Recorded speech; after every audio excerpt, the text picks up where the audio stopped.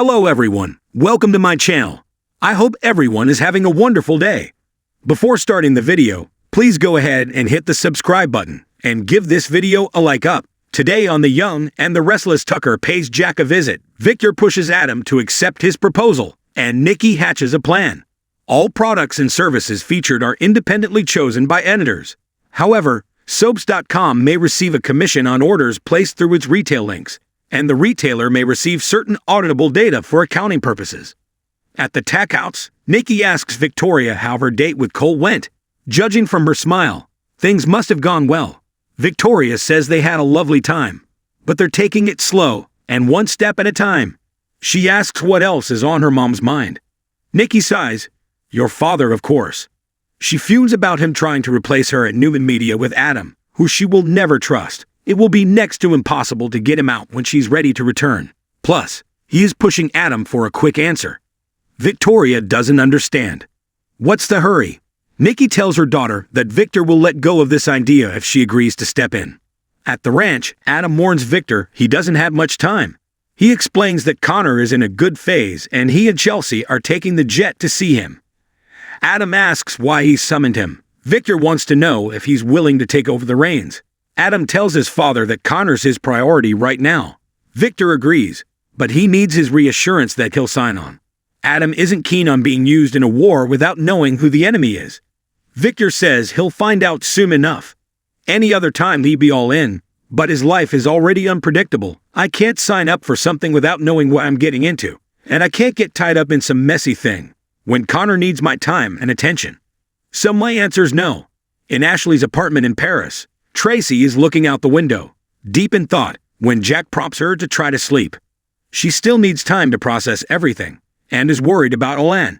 She doesn't have a lot of compassion for Martin, but he was ill. Talk turns to Tucker and Jack insists he had a role.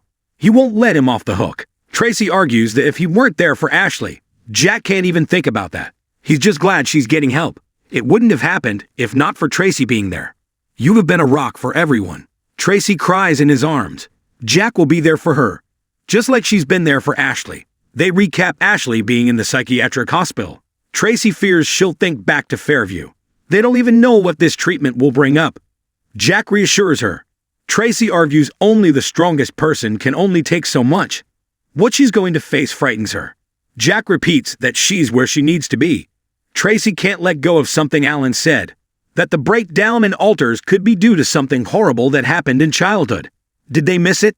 In Tucker's suite in Paris, he groans at Audra to get out of there as the doctor hovers over him and threatens to call security. Audra isn't buying this little death scene. "I am amazed that I ever respected you," she tells McCall.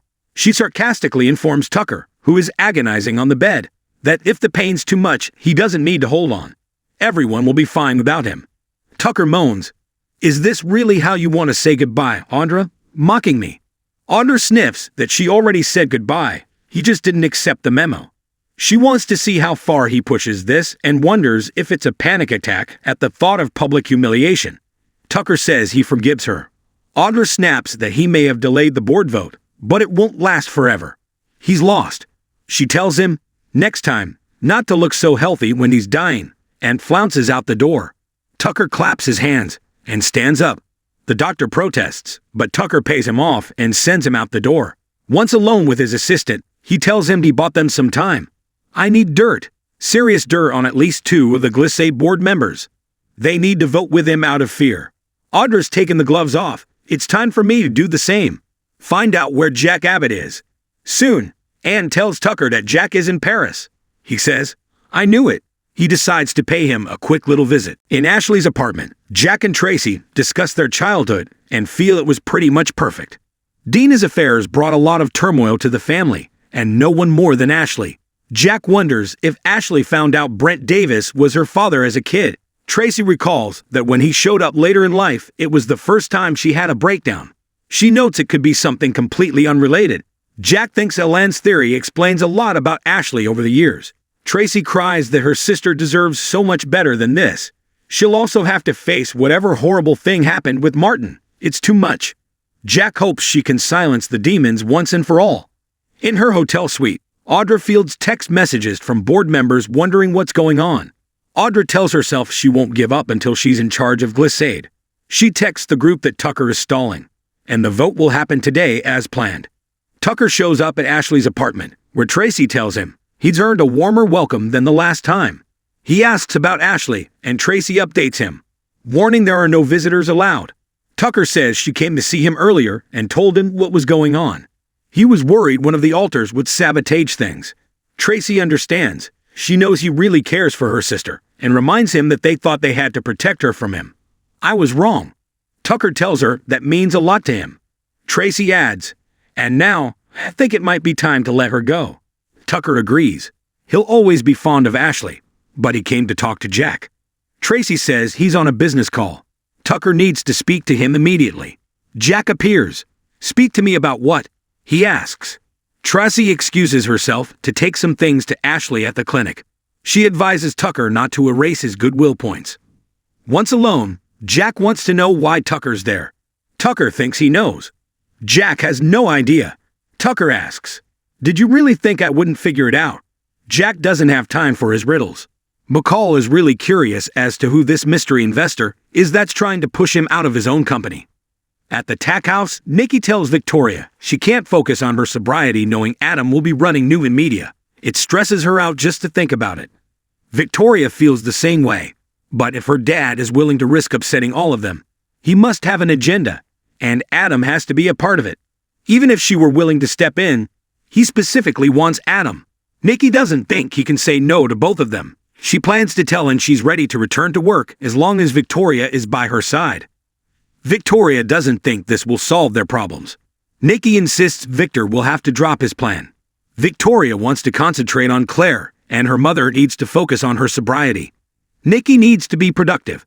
It kills her to think that Adam could undo everything she's worked so hard to do there. She knows what a favor this is, but she doesn't know what else to do. Victoria tells her the answer is no. Nikki argues this is the ideal situation. They can keep Adam at bay. Imagine what mother and daughter could accomplish together. Nikki goes on about it, and Victoria asks, "So, there's no talking you out of it?" She complains that her mother is stubborn and agrees to step in. Temporarily, Nikki thanks her with a hug. Victoria doesn't want to see Adam in charge either. Nikki teases about her emotional blackmail, being amazing powers of persuasion. She's set to go tell Victor the news. Victoria says they'll do it together. At the ranch, Victor tells Adam he isn't asking him to do anything underhanded.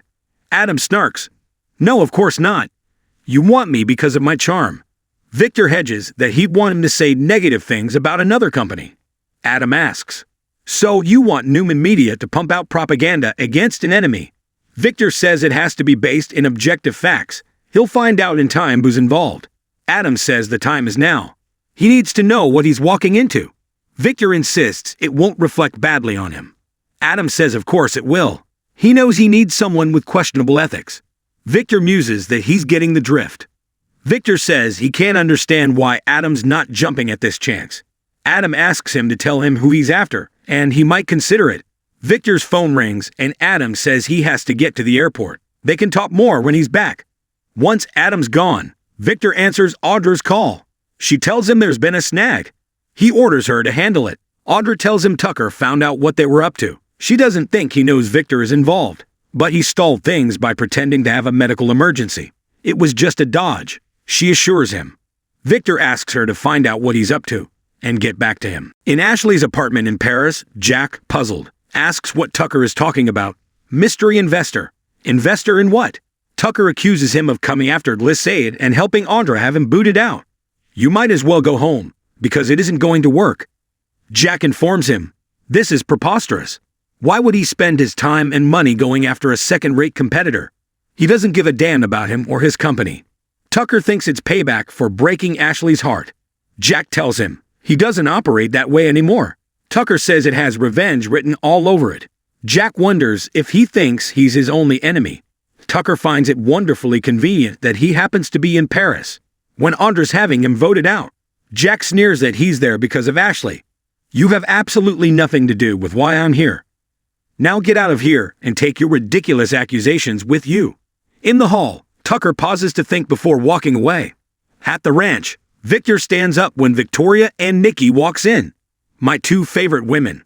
Nikki informs him, I have come to a decision regarding Newman Media. Victor's eyebrows rise. You have come to a decision? Nikki knows he assumed it would be up to him. Victor says of course it's up to him. It's his damn company. He declares that Adam will take over temporarily until she's strong enough to return. Nikki announces she's strong enough to come back now. Victor says it's not going to happen. Victoria says, and I'm going to work with her dad. She explains that her mother needs a purpose. Nikki tells him that his problems are solved. Adam can continue working with Nicholas, and he has peace of mind. What can be better than that? Victor chuckles. Victor informs them he's very disappointed. Victoria is about to join Newman Media, but he's been asking her to join Newman Enterprises for a long time. Victoria says she's doing this to support her mom. It's important to her to do her job and keep Adam away from it.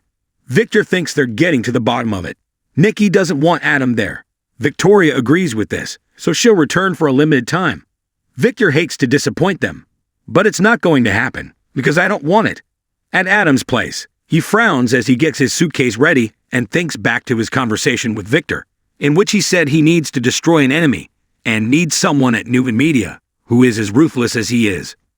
Tucker returns to his suite, where Ann updates him that his people haven't been able to dig up any significant dirt on the board members. Tucker's irritated. A knock comes at the door. Ann looks through the peephole and says, it's her. What do you want me to do? Tucker says, let her in. Ann opens the door and Audra clucks. Well, look who's feeling better. Tucker informs her it's over. You've won. Next on The Yum and the Restless, Daniel and Heather prepare for battle. Claire meets her siblings, and Nate interrogates Audra.